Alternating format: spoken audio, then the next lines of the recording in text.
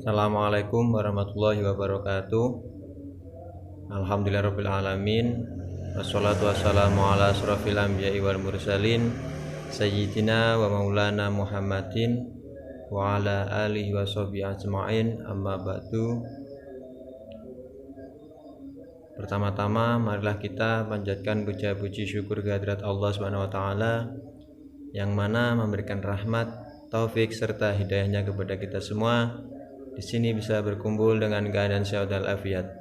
Biqaulina alhamdulillahirabbil alamin. Kedua kalinya sholawat salam tetap tercurahkan kepada junjungan baginda agung Muhammad sallallahu alaihi wasallam yang mana memberikan syafaat yaumul qiyamah nanti. Amin amin ya rabbal alamin.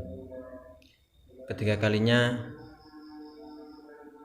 di sini saya akan mempresentasikan tentang perbandingan kurikulum K13 dan KTSP. Dan tak lupa yang terhormat dosen pengampu Bapak Lukman dan para teman-teman yang berbahagia, langsung saja di sini saya akan memaparkan kurikulum K13 dan kurikulum KTSP 2006. Sebelum kita memasuki pemaparan, kita kurikulum itu apa sebelumnya? Baik, langsung saja. Kurikulum adalah aspek terpenting dalam pembelajaran karena berisi tentang ketentuan pembelajaran, penuntasan, dan kompetensi-kompetensi yang harus dicapai peserta didik. Di Indonesia sendiri, kurikulum sudah melalui fase perkembangan yang beragam hingga saat ini dengan kurikulum K13. Kurikulum K13 memang jauh berbeda dari kurikulum sebelumnya, yaitu KTSP. Berikut perbedaan-perbedaannya. Yang pertama, tingkat kompetensi. Tingkat kompetensi yang hendak dicapai oleh K13 adalah 1. Kemandirian, 2. Keterampilan, 3. Sikap siswa. Sedangkan pada KTSP hanya menekankan 1. Pengetahuan, 2. Sikap siswa. Jadi sudah berbeda ya.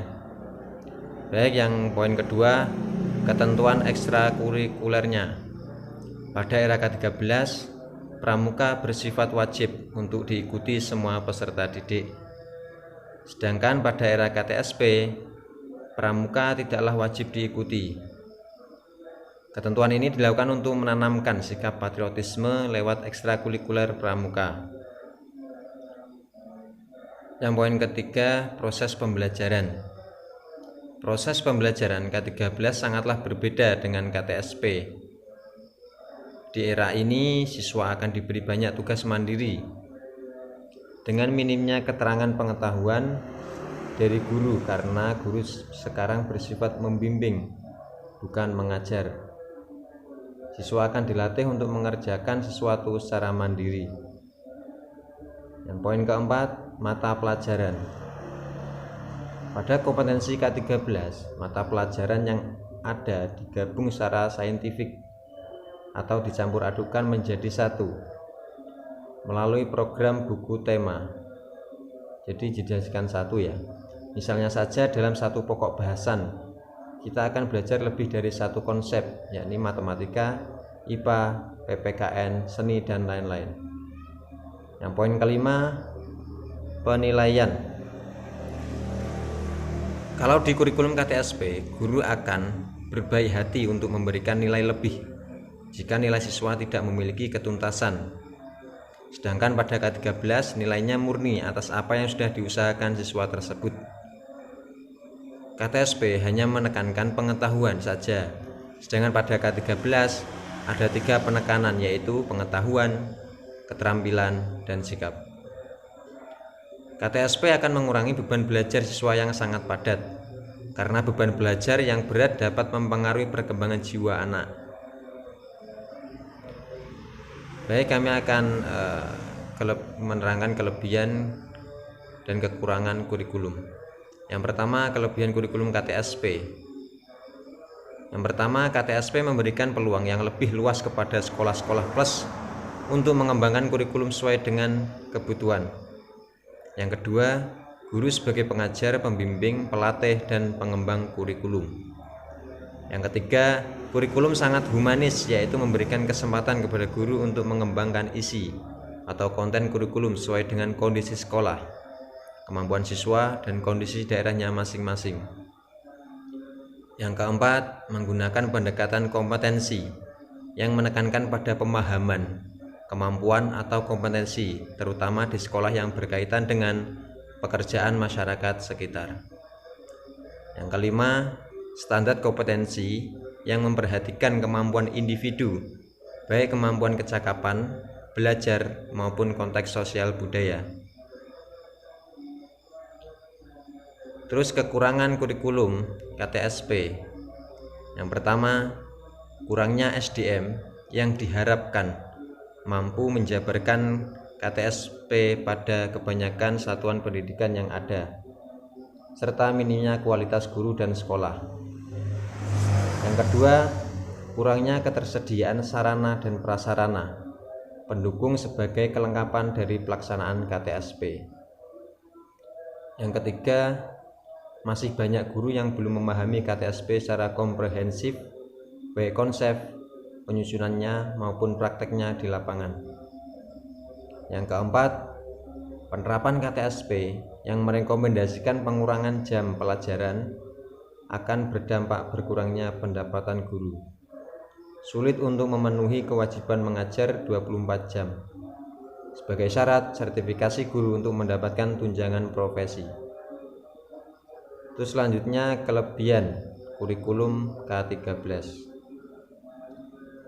Lebih menekankan pada pendidikan karakter.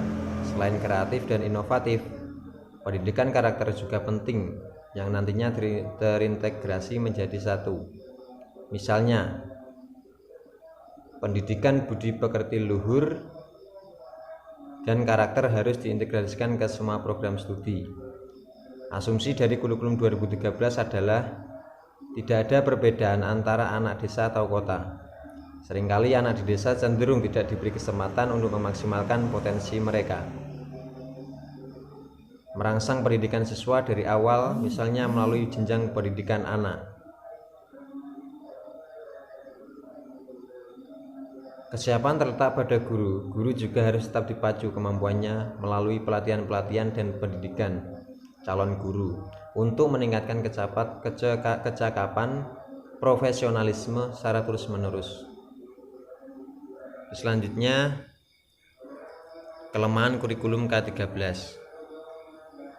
Pemerintah seolah melihat semua guru dan siswa memiliki kapasitas yang sama dalam kurikulum 2013. Guru juga tidak pernah dilibatkan langsung dalam proses pengembangan kurikulum 2013. Tidak ada keseimbangan antara orientasi, proses pembelajaran, dan hasil dalam kurikulum 2013.